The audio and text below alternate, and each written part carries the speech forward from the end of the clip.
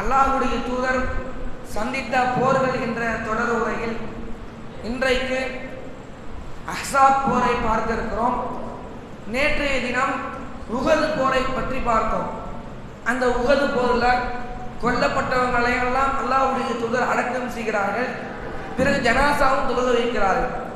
அப்படி தொழுக வைத்ததற்கு பிறகு பல விஷயங்கள் நடக்கின்றது. அல்லாஹ்வுடைய தூதருக்கு எதிராக பல சதிகள் நடக்கப்படுகிறது.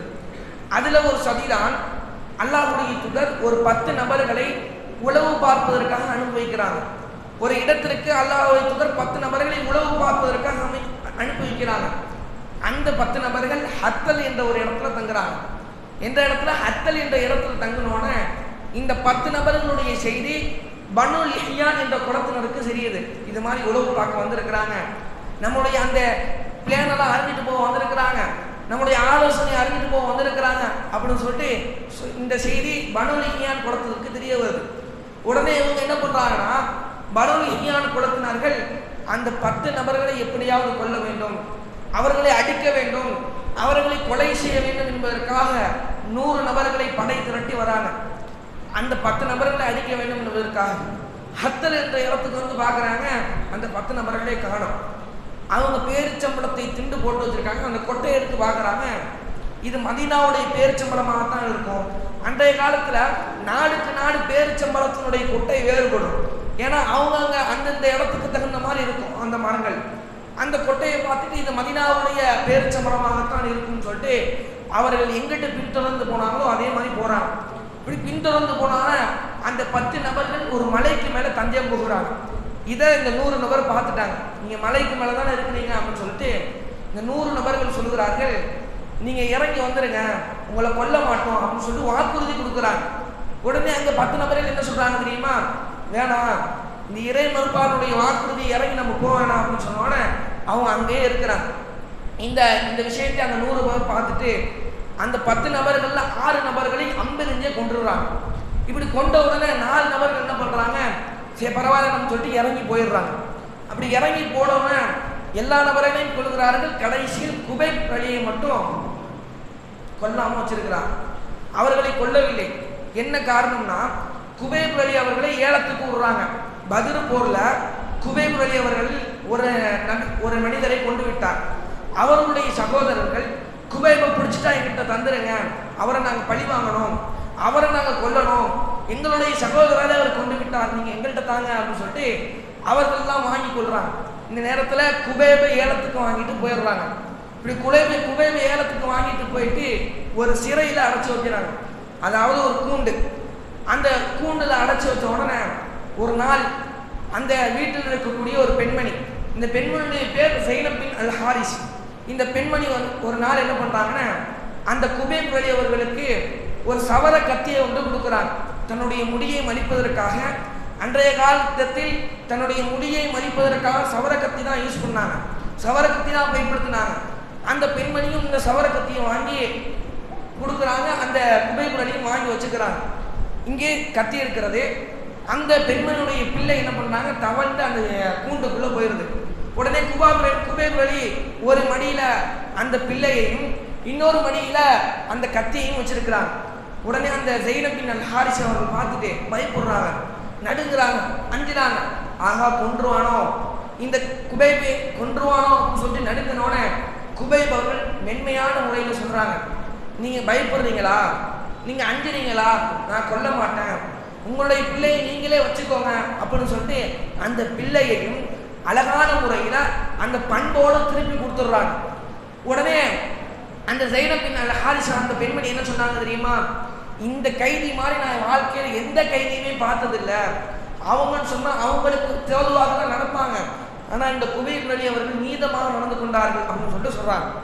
கடைசியாக இந்த குபைப் அலி அவர்களை அறுப்பதற்காக எடுத்துகிட்டு போயிடுறாங்க. இப்போ வெட்டுவதற்காக தயார் செய்து வைக்கிறாங்க. இந்த நேரத்தில் அவர்கிட்ட கேட்கப்படுது, உங்களுடைய கடைசி ஆசை என்ன, நீ என்ன பண்ணுவீங்க அப்படின்னு சொல்லி கேட்கும் போது, நம்மளா இருந்தாங்க என்ன பண்ணியிருப்போம், நம்ம கடைசி ஆசை நம்ம கொல்ல போகிறாங்க, நம்ம எதிரிகள் கொல்ல போகிறாங்கன்னு சொன்னால் நம்மளுடைய எண்ணம் எங்கெங்கே போகணும், நம்முடைய தாயை பார்க்கணும், தந்தையை பார்க்கணும், அங்கே போகணும், இங்கே போகணும்னு சொல்லிட்டு நம்மளுடைய எண்ணம் இருக்கும். ஆனால் குபைப் அலி சொன்னது என்ன தெரியுமா, என்னை கடைசியாக 2 ரக்காத்து தொழுவ விடுங்க, நான் தொழுதுட்டு வந்துடுறேன் அப்படின்னு சொல்லிட்டு அவர் போறாரு.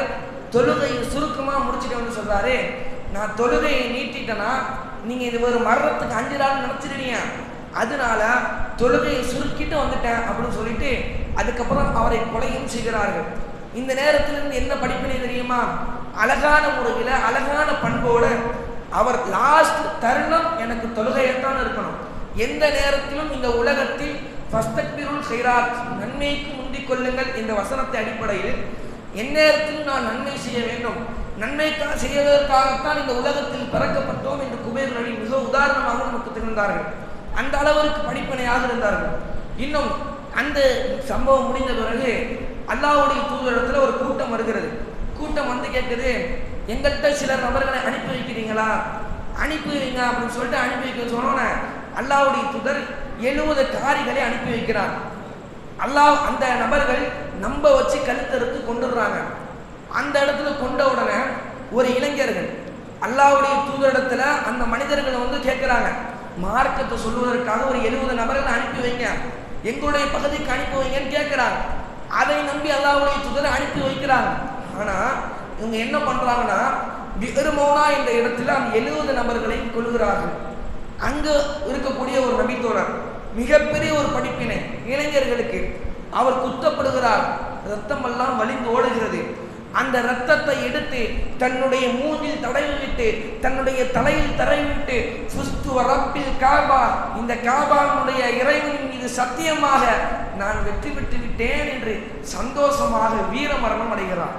மிகப்பெரிய ஒரு படிப்பினை இளைஞர்களுக்கு. இன்றைக்கு வாழக்கூடிய இளைஞர்கள் ஏராளமான வகைகளாக திகழ்வார்கள். ஒரு சாரார் எப்படி இருப்பாங்க தெரியுமா? போதை போதை என்று போதையிலே தன்னுடைய வாழ்க்கையை போகும். இன்னொரு சாரார் எப்படி இருப்பாங்க தெரியுமா? காதல் காதல் என்று காதலே போகும். இன்னொரு சாரார் எதுக்கு தான் வாழுகிறோம், எதுக்கு இந்த உலகத்தில் பிறந்தோம், என்ன செய்கிறோம் என்பதே தெரியாது.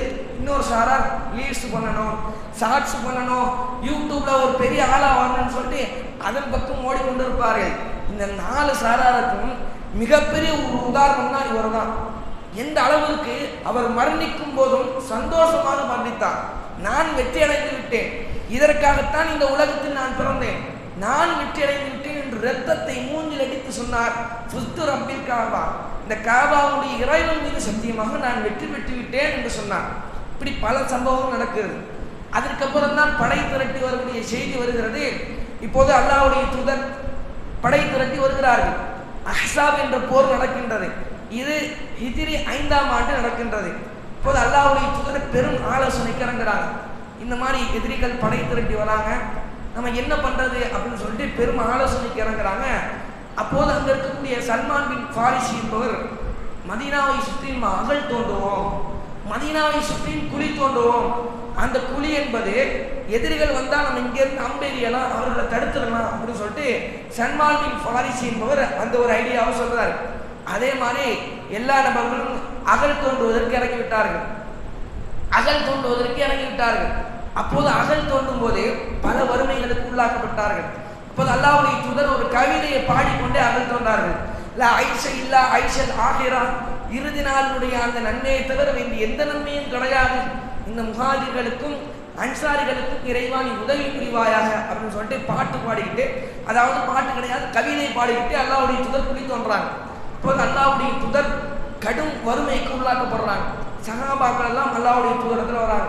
அல்லாஹ்வுடைய தூதரே, எங்களுடைய நிலைமையை நீங்க பார்க்கலையா, எங்களுடைய வயிறை பாருங்க, ஒரு கல்லை கட்டி கொண்டிருக்கிறோம், 3 நாளாக சாப்பிடவில்லை, தண்ணீர் கொடுக்கவில்லை, அந்த அளவுக்கு பஞ்சத்தில் வாடிக்கொண்டிருக்கிறோம் என்று சொல்லும் போதே அல்லாஹ்வுடைய தூதர் சொன்னார்கள், நீங்களாவது ஒரு கல்லை தான் கட்டி கொண்டிருக்கிறீர்கள், நான் என்னுடைய வயிற்றில் 2 கல்லை கட்டி கொண்டிருக்கிறேன் என்று அல்லாஹ்வுடைய தூதர் பதில் சொல்றார்கள். கடுமையான வறுமை, அந்த அளவுக்கு சோதனைக்கு உள்ளாக்கப்படுகிறார்கள். இந்த நேரத்தில் யாரை சார்ந்தார்கள் தெரியுமா?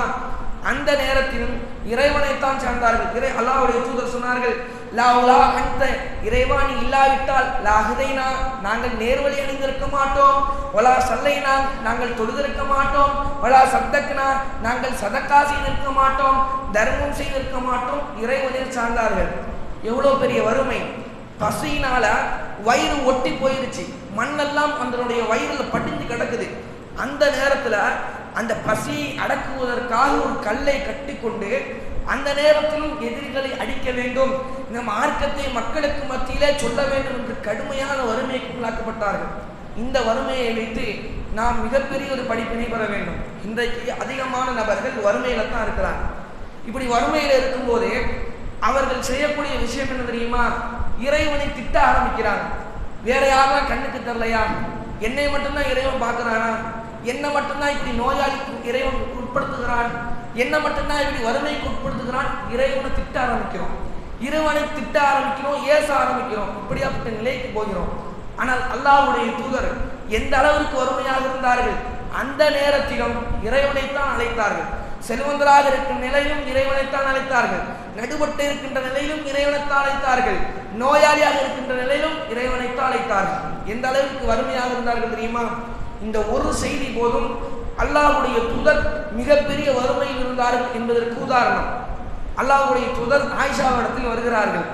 ஏதாவது உண்ணுவதற்கு உணவு இருக்கிறதா அப்படின்னு சொல்லிட்டு ஆயிஷாவிடத்தில் கேட்கிறார். அப்போது ஒரே ஒரு கோதுமை ரொட்டியை ஆயிஷா அவர்கள் எடுத்து கொடுக்கிறார். இதற்கு தொட்டுவதற்கு ஆணம் இருக்கிறதா அப்படின்னு சொல்லிட்டு அல்லாஹ்வுடைய தூதர் கேட்கிறாங்க. ஆணம் கிடையாது. ஆயிஷா சொல்றாங்க, அல்லாஹ்வுடைய தூதரே, தொட்டு தின்பதற்கு ஆணம் கிடையாது, வினிகர் தான் இருக்கு, இதை வச்சு என்ன பண்றீங்களா அப்படின்னு கேட்கும்போது அல்லாஹ்வுடைய தூதர் அந்த வினிகரை வாங்கி, இது நல்லா உணர்ந்து பாருங்க, இந்த ஹதீஸை உணர்ந்து பாருங்க, அந்த வினிகரை வாங்கி அந்த ரொட்டியை அது தொட்டு திண்டு அல்லாஹ்வுடைய தூதர் ஒரு வார்த்தை சொன்னார்கள், வினிகர் எவ்வளவு அழகான குழம்பாக இருக்கிறது. அந்த அளவுக்கு வறுமையாக இருந்தார்கள். வினிகரை தொட்டு சாப்பிட்டார்கள், அந்த அளவுக்கு வறுமை. ஒரு மாச காலம் அவருடைய வீட்டில் அடுப்பெரியவில்லை, வெறும் பேரிச்சம்பழமும் தண்ணியும் சாப்பிட்டு கொண்டு தன்னுடைய வாழ்நாளை கடத்தினார்கள். அந்த நேரத்திலும் இறைவனை சார்ந்தார்கள். இறைவன் தான் இந்த வறுமையை தந்தான், இறைவன் தான் இந்த வெற்றியை தந்தான், இறைவன் தான் இந்த தோல்வியை தந்தான். இறைவனை சார்ந்தார்கள். நமக்கு ஒரு தோல்வி வருகின்ற போதே, நமக்கு ஒரு வெற்றி வருகின்ற போதே, நமக்கு ஒரு செல்வம் வருகின்ற போது, ஒரு பணக்காரராக ஆகும்போது இறைவனை சார்ந்திருக்கிறோமா? எதையோ நம்ம சொல்கிறோமே தவிர இறைவன் மீது பாரத்தை போட மாட்டேங்கிறோம். இந்த தோல்வி வந்திருக்கிறதா, இறைவன் தான் தந்துட்டான், அடுத்த தடவை வெற்றியை தருவான். வெற்றி வந்திருக்கிறதா, இறைவன் தந்துட்டான், அடுத்த தடவை வெற்றியும் தருவான், தோல்வியும் தருவான். இந்த மனப்பான்மை நம்ம இடத்துல இருக்கணும். அதற்கப்புறம் அந்த அகல் தோண்டும் பணியில வீரியமாக ஈடுபடுறார்கள். இப்படி அகல் தோண்டி கொண்டிருக்கும் போது பெரிய பாறாங்கள் உடைக்கிறாங்க, உடைக்கவே முடியல. அல்லாஹ்வுடைய தூதர் வராங்க. அல்லாஹ்வுடைய தூதரே, பெரிய பாறாங்கள் இருக்குது, எங்களால் உடைக்க முடியல, நீங்க ஏதாச்சும் செய்யுங்க அப்படின்னு சொன்னோன்னே அல்லாஹ்வுடைய தூதர் ஒரு பெரிய சுத்தியோட வச்சு அடிக்கிறாங்க. அந்த பாறாங்கள் உடைகிறது. அல்லாஹ்வுடைய தூதருக்கு ஒரு அற்புதத்தை அல்லாஹ் நிகழ்த்தி காட்டினான். அந்த நேரத்தில் துவா செய்தார்கள், அதே மாதிரி செய்தார்கள். பிறகு அந்த சஹாபாக்கள் எல்லாம் கடும் பசிக்கு உள்ளாக்கப்படுகிறார்கள். இன்னும் அவர்கள் சாப்பிடவில்லை. இந்த நேரத்தில் ஜாபிர் பின் அப்துல்லா என்ற நபித்தோழர் அல்லாஹ்வுடைய தூதருடைய வயிறை பார்க்கிறாரு. வயிறை பார்த்தோன்னா மிகவும் ஒட்டி கிடக்குது. அல்லாஹ்வுடைய தூதருடைய வயிறு மிகவும் ஒட்டி கிடக்கிறத பார்த்துட்டு திரும்பி தன்னுடைய மனைவி இடத்துல செல்கிறார். மனைவி இடத்துல கேட்கிறாரு, உண்ணுவதற்கு உணவு இருக்கிறதா அப்படின்னு கேட்கும் போது மனைவி சொல்றாங்க, ஒரு சாவு கோதுமை இருக்கிறது, ஒரு ஆடு இருக்கிறது, இதை வச்சு என்ன பண்ணலாம்னு சொன்னோடனே அந்த கோதுமையை அரைக்கிறாங்க, அந்த ஆடையும் பொரிக்கிறாங்க. இந்த நேரத்தில் அல்லாஹ்வுடைய தூதத்துல வராங்க. அப்ப ஜாபிர் பின் அப்துல்லா கிளம்பும் போது அந்த மனைவி ஒரு ஷர்த்தை சொல்றாங்க, ஒரு நிபந்தனையே சொல்றாங்க, நீங்க அல்லாஹ்வுடைய தூதரையும் இன்னும் 2-3 நபர்களை கூட்டிட்டு வாங்க, அவர்களுக்கு மட்டும்தான் உணவு இருக்கிறது, வேற யாருக்கும் உணவு இருக்காது, கேவலப்படுத்திடாதீங்க அப்படின்னு சொல்லிட்டு ஜாபிர் பின் அப்துல்லாவை அனுப்பி விடுறாங்க. உடனே அல்லாஹ்வுடைய தூதரை பார்த்து, யார் சொல்லாய், அல்லாஹ்வுடைய தூதரே, இந்த மாதிரி உணவு இருக்குது, நீங்களும் கொஞ்சம் முக்கியமான சஹாபாக்கள் மட்டும் வாங்க அப்படின்னு சொல்லிட்டு பொறுமையா சொல்றாங்க. அங்க அகல் தோண்டி கொண்டிருக்கும் போது, குழி தோண்டி இருக்கும் போது பொறுமையா சொல்றாங்க. உடனே அந்த ஜாபிர் பின் அப்துல்லா என்ன செய்யறாரு தெரியுமா? அகல்வாசிகளே, ஜாபிர் பின் அப்துல்லா உங்களுக்கு உணவை தயாரித்து வைத்திருக்கிறார், எல்லாரும் வாங்க அப்படின்னு சொல்லிட்டு அல்லாஹ்வுடைய தூதர் அழைக்கிறாங்க. எல்லாரும் போறாங்க. அல்லாஹ்வுடைய தூதர் போய் அந்த உணவுல அல்லாஹ்வுடைய தூதர் உமிழ்ந்து பிரார்த்திக்கிறாங்க, பரக்கத் செய்யறாங்க. அதற்கப்புறம் எல்லாத்துக்கும் அந்த உணவு பகிரப்படுகிறது. இந்த நேரத்தில் நமக்கு எவ்வளவு பெரிய படிப்பினை தெரியுமா? அல்லாஹ்வுடைய தூதர் நினைத்திருந்தால் போய் சாப்பிட்டு வந்திருக்கலாம், போய் முன்னிட்டு வந்திருக்கலாம், அந்த சாப்பாடை சாப்பிட்டு வந்திருக்கலாம். இருந்தாலும் நானும் பட்டினியாக இருக்கிறேன், இந்த சஹாபாக்களும் பட்டினியாக இருக்கிறார்கள், அவர்கள் மட்டும் பட்டினியாக இருந்தால் போதுமா என்ற கருத்து அந்த நேரத்தில் தன்னுடைய உணவை பகிர்ந்தார்கள். இன்றைக்கு நிறைய நபர்களுக்கு உணவு கொடுக்கப்படுகிறது, செல்வம் வைத்திருக்கிறோம், இந்த செல்வத்தை பகிர மாட்டுக்கிறோம். கஞ்சத்தனம் பிடிக்கின்றோம். இந்த கஞ்சத்தனத்தை தவிர்க்க வேண்டும். அல்லாஹ்வுடைய தூதரை பாருங்களேன், செல்வம் இருந்தால் என்ன, இல்லாவிட்டால் என்ன, கொஞ்சம் இருந்தால் கூட அதை பகிர்ந்தார்கள். இதற்கு அழகான சம்பவம் என்ன தெரியுமா? ஆயிஷாவிடத்தில் ஒரு பெண்மணி வருகிறார்கள், 2 குழந்தையை தூக்கிட்டு வராங்க. எனக்கு தர்மம் தாருங்கள், சதக்கா தாருங்கன்னு சொல்லிட்டு கேட்கும்போது ஆயிஷாவிடத்தில் எதுவுமே இல்லை. ஒரே ஒரு பேரிச்சம்பளம் இருக்குது. அந்த பேரிச்சம்பளத்தை தூக்கி அந்த பெண்மணி இடத்துல கொடுக்குறாங்க. கையில் 2 குழந்தை இருக்குது, இவங்க ஒரு பேரிச்சம்பளத்தை வச்சிருக்கிறாங்க. இந்த நேரத்தில் தன்னுடைய வயிறை பட்டினியா போட்டு அந்த பேரிச்சம்பளத்தை 2 துண்டாக பிச்சு இந்த குழந்தைக்கும் இந்த குழைக்கும் கொடுக்கிறார்கள். இவர் சரியான பசியில இருக்காங்க, அந்த பெண்மணியும் சரியான பசியில இருக்கிறாங்க. இருந்தாலும் என்னுடைய பிள்ளைக்கும் கொடுக்க வேண்டும், நான் பகிர வேண்டும், கஞ்சத்தனம் பிடிக்கக்கூடாது. அவங்க மட்டும் சாப்பிட்டு இருக்கலாம், இருந்தாலும் தன்னுடைய பிள்ளைக்கு கொடுக்க வேண்டும் என்று அந்த அநாத பிள்ளைக்கு கொடுத்தாங்க அந்த பெண்மணி. மிகப்பெரிய உதாரணங்கள் இருக்குது. அந்த அளவிற்கு அல்லாஹ்வுடைய தூதர் படிப்பினையாக நடந்தார்கள். இப்படி அகல் தோண்டி கொண்டிருக்கிறாங்க. அகல் தோண்டி முடிச்சுட்டாங்க. இப்போ எதிரி படைகள் வருகிறார்கள். அல்லாஹ்வுடைய தூதர் சரியான முறையில் ஆலோசனை போட்டு அகலை சுற்றியும் நம்முடைய சகாபாக்கள்லாம் நிற்கிறாங்க. அவங்க வராங்க, அவங்க இறங்கி வந்துட்டாங்கன்னா அவங்க அம்பை எடுத்து அடிஞ்சு கொலை செஞ்சுருவாங்க. அந்த அகலில் இறங்கி தான் இப்படி மேலே ஏறி வரணும். ஆனால் அவங்களால வர முடியலை. ஏதாவது ஒரு சின்ன கேப் கிடைச்சிடாதுன்னு சொல்லிட்டு எதிரிலாம் பார்க்குறாங்க. இவங்களும் கடைசி வர என்ன பண்ணல, கொடுக்கல. அந்த அளவுக்கு உன்னிப்பாக பார்க்குறாங்க, யாராச்சும் வந்துருவாங்களா, யாராச்சும் வந்துருவாங்களான்னு சொல்லிட்டு. இந்த அகல் போரில் அவ்வளோக்கு யாருக்கும் கொலை செய்யவில்லை, கொலையும் ஏற்படுத்தவில்லை, இரத்த காயமும் இல்லை. இந்த நேரத்தில் சூரியன் மறைவதற்கு நெருக்கமாக இருக்குது. இந்த நேரத்தில் உமர் அலி அவர்கள் யசுக்கு குஃபார குறைஷ் வாசிகளை திட்டுறாங்க. இவங்க வந்து மா கித்து யார் சொல்லலா எல்லாவுடைய தூதரே உசல்லில் அசரை இன்னும் தொழுகவில்லை, காபத்தி ஷம்ஸ் சூரியன் மறைவ போகிறது என்று சொன்ன உடனே அல்லாஹ்வுடைய தூதர் சொல்கிறார்கள், வல்லாஹி மா சல்லைத்து, நானும் தொழல அப்படின்னு சொல்லிட்டு அல்லாஹ்வுடைய தூதர் சொல்கிறார்கள், மல அல்லாஹு குபூரஹும் வ பையத்துஹும் நாரான், இந்த குறைஷிகள் இருக்கிறார்களே அவருடைய வீட்டில் அல்லாஹ் நெருப்பையும் அவருடைய கருவுகளில் நெருப்பையும் முகட்டுவானாக சொல்லிவிட்டு அல்லாஹ்வுடைய தூதர் சொன்னார்கள், ஷபூருனா ஃபி ஸலாத்தில் உஸ்தா, நடு தொழுகையில் விட்டும் ஈடுபட்டு விட்டார்கள், எங்களை தொழுக விடாமல் ஆக்கிவிட்டார்கள், அதனால அவருடைய வீட்டில் நெருப்பை புகட்டுவானாக என்று அல்லாஹ்வுடைய தூதர் பிரார்த்தனை செய்தார்கள். எந்த அளவிற்கு இந்த அசர் தொழுகையை வலியுறுத்தினார்கள் தெரியுமா? இந்த அசர் தொழுகை, ஒரு தொழுகையை விற்றவர் எவ்வளவு பெரிய பாவத்திற்குள்ளாக்கப்பட்டார் தெரியுமா? அவருடைய செல்வத்தையும் அவருடைய குழந்தையும் இழந்ததை போல்.